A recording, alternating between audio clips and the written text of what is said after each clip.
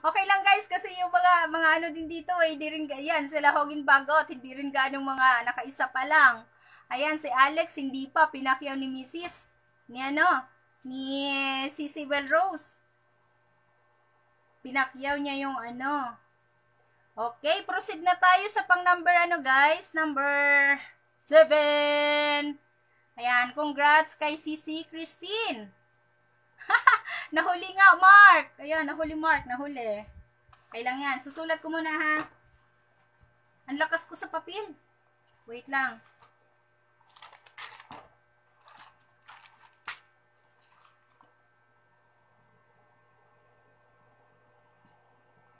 Ayun, prutas guys. Prutas uli.